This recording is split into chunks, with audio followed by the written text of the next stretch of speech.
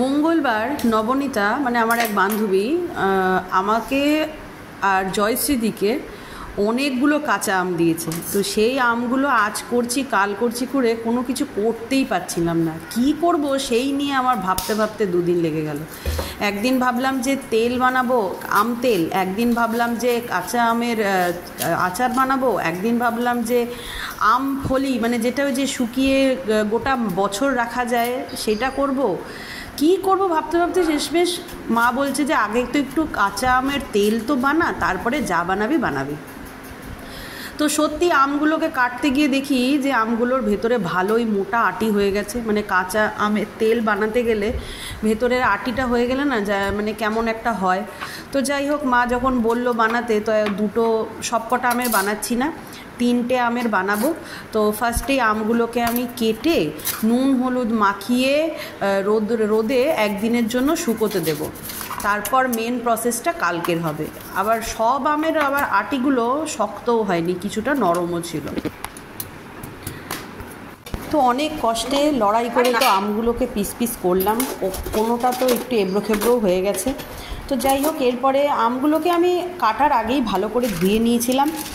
এরপর একটা বোলের মধ্যে নিয়ে তার মধ্যে নুন হলুদ আর একটু কাশ্মীরি রেড চিলি পাউডারটা দিলাম, এটা জাস্ট কালারের জন্য, আর কিছু নয়। দিয়ে এরপর ভালো করে মাখবো।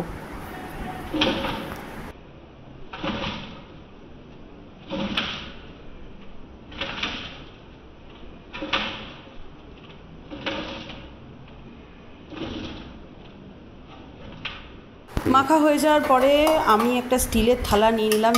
যদি কাঠের থালা হয় তাহলে তো খুব ভালো হয়, কাঠ যদি না থাকে স্টিলই ভরসা। তো স্টিলের থালায় এই আমগুলোকে ভালো করে উপর দিকে করে দেবো, মানে চোকলাটা না, সাদা দিকটা মানে রোদের দিকে যেন থাকে সেই রকম করে। এরপর এটাকে একদম খাট্টা রোদ্রে আজকের জন্য শুকোতে দিয়ে আসবো। আজকের দিনটা পুরো শুকোবে, বাদবাকি প্রসেসটা আবার কালকের ব্লগে দেবো, মানে কালকে করবো। আজকে তো রোদটা তো খাবে, খেয়ে এগুলোকে শুকোতে হবে ভালো করে। হে বিবাহান, welcome back to my channel. তো গুড মর্নিং সবাইকে। সকালবেলাতে স্নান করতে গিয়ে দেখি ঘরে শ্যাম্পু নেই, তো আরও তেল দিলাম মাথার মধ্যে, দিয়ে রান্না হাফ করে আজকে ডিম হবে। তো ডিমও নেব, শ্যাম্পুর পাতাও নেব। তো ওই জন্য বেরোলাম। আর আজকে রোদ, বহুত রোদ, কড়া রোদ। সকাল 10টা বাজে, কিন্তু দেখলে মনেই হয় না যে এখন 10টা বাজে। যাই হোক, চলুন নিয়ে আসি আগে।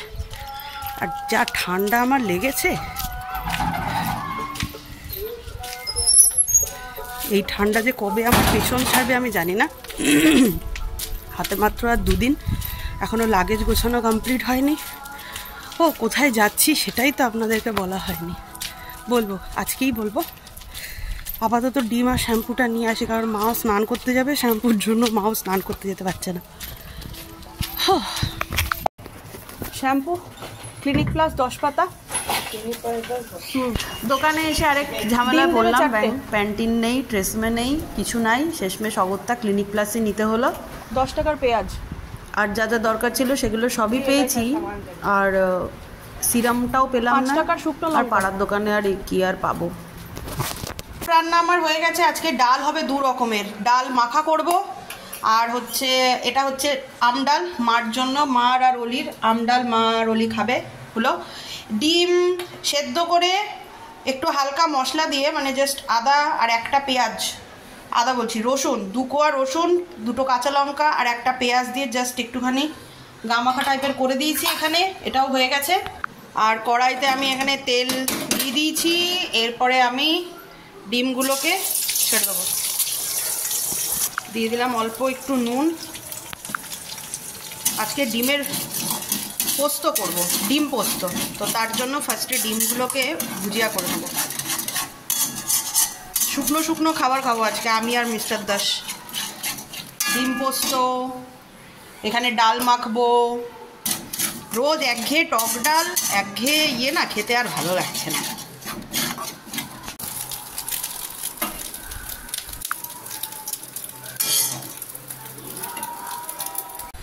তো ডিম ভাজা তো নেমে গেছে। এরপরে আমি ডাল মাখাটা রেডি করব। তো ফার্স্টেই আমি কালো জিরে দিলাম, আর দিয়ে দেবো হচ্ছে 2টো শুকনো লঙ্কা।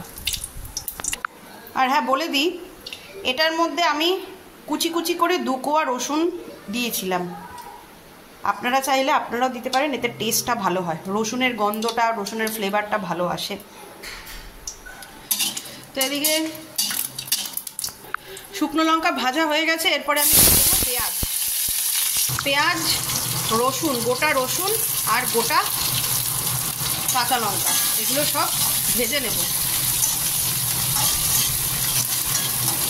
ডালে যেহেতু আমি নুন দিয়েছি, আমি আর এর মধ্যে নুন দেব না। আর টমেটো যদি থাকে খুব ভালো, একটা টমেটো কুচি করে এর মধ্যে দিয়ে দিলেও ভালো লাগে, কিন্তু আমার কাছে এখন টমেটো নেই, ওই জন্য টমেটো ছাড়াই হবে। টক ডাল, ডিম কষা, ডিমের পোস্ত, ডাল মাখা, और कुछ হ্যাঁ कुछ नहीं, পাঁপড় ভাজা, আর কিছু লাগবে না? ঠিক আছে। তো আমার এখানে ডালের মধ্যে সব দিয়ে দিয়েছি, এটা একটু ঠান্ডা হোক, ঠান্ডা হলে তারপরে চটকিয়ে মাখবো। আর এদিকে পেঁয়াজ কুচিও করে নিয়েছি, আর এখানে কালো জিরে ফোড়ন দিলাম, ও একটা শুকনো লঙ্কা দিতে হবে। এই যে শুকনো লঙ্কা কুচি করে নিলাম, কুচি করলে ভালো হতো, আমিও টেলা। এবার এটাকে একটু ভাজবো। পেঁয়াজ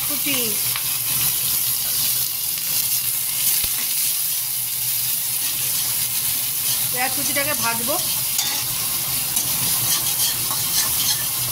নুনটা দিয়ে দিলাম এখনই। পেঁয়াজের আগে রসুন কুচি দিতে হতো, কিন্তু আমি না পোস্তটার মধ্যেই দিয়ে দিয়েছি, পেস্ট করে দিয়েছি। আমার হাতে সময় একদম ছিল না যে রসুনগুলোকে বসে বসে কুচাবো। তো পেঁয়াজ তো আমার এখানে লাল লাল করে ভাজা হয়ে গেছে। এরপর আমি এই পোস্ত আর রসুনের যে পেস্ট আর কাঁচা লঙ্কা, সেইটা অ্যাড করব।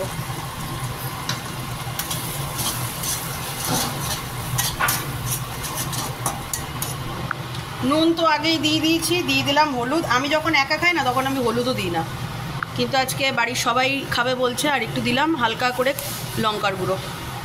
তো ওই জন্য হলুদটা দিতে হলো, কারণ পোস্তটা আমার সাদাই ভাল লাগে, এক একজনের এক এক রকম। তো এটা একটু ভাজতে দেব, মানে এইটা হাফ হবে, তখন ডিমটা অ্যাড করব। তো আমরা যাচ্ছি হচ্ছে দীঘা আবার। তো এই যে আমাদের টিকিট, এটা কালকে রিজার্ভেশন হয়েছে, ফাইনালি রিজার্ভেশন পেয়ে গেছি।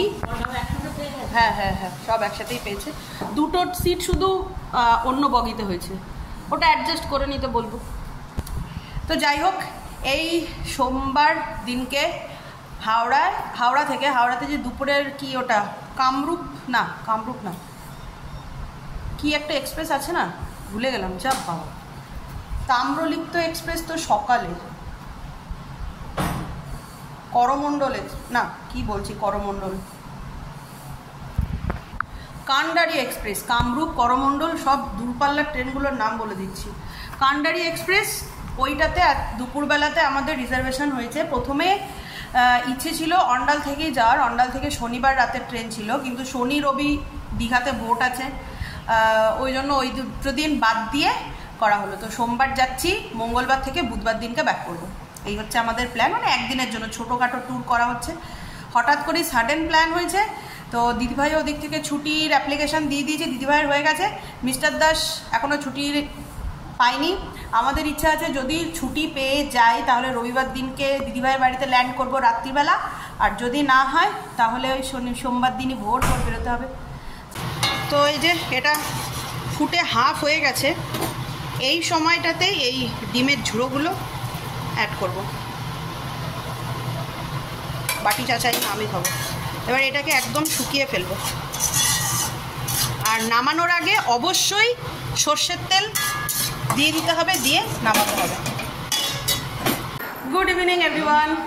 তো যা গরমে সেদ্ধ হয়ে যাচ্ছি। তো এখন একটু যাব হচ্ছে বাজারে, ছোটোখাটো কিছু কাজ আছে, যে কাজগুলো করব, আর তার সাথে কৌশিকের গোপালটাকেও নিয়ে আসবো। তো শালিনীকে আমি কালকে ফোন করেছিলাম, ও ওরাও যাচ্ছে, ওরা কালকে যাচ্ছে। মানে গতকাল ওকে আমি ফোন করেছিলাম, বৃহস্পতিবার, আর আজকে তো শুক্রবার, শনিবার দিনকে ওরা যাচ্ছে সিকিম ঘুরতে। তো ওর গোপালটা রেখেই যাচ্ছে, তো আমি বললাম যে আমার গোপালটা তো যাচ্ছেই, তো তোর গোপালটাকে নিয়ে যাবো, আমার সাথে দীঘা ঘুরিয়ে নিয়ে আসবো। তো এক কথাতেই রাজি হয়ে গেছে। তো ওর সময় পাচ্ছে না, কারণ প্যাকিং করানো এখনও শেষ হয়নি, ও প্যাকিং করছে। তো বললো যে তুমি একটু নিয়ে যাও। তাহলে আমি বললাম যে ঠিক আছে, তাহলে আজকে বিকেলে যাবো, বাজারে তো কাজ আছে, বাজার থেকে তোর বাড়িতে গিয়ে গোপালটাকে নিয়ে আসবো। তো বললো যে ঠিক আছে, তাহলে নিয়ে এসো, নিয়ে যাও। তো সেই এখন যাচ্ছি, ওই বাইরের কাজটা সারবো, সেরে গোপাল নিয়ে একবারে ফিরবো। ও বাবা, পুরো রেডি একদম। জামা তো না, জামা আমার কাছে আছে, দুটো তিনটে মনে হয় জামা আমার কাছে আছে, জামা নিয়ে চিন্তা করতে হবে না। চলো, প্যাকেজিং কমপ্লিট এখনো মোটামুটি।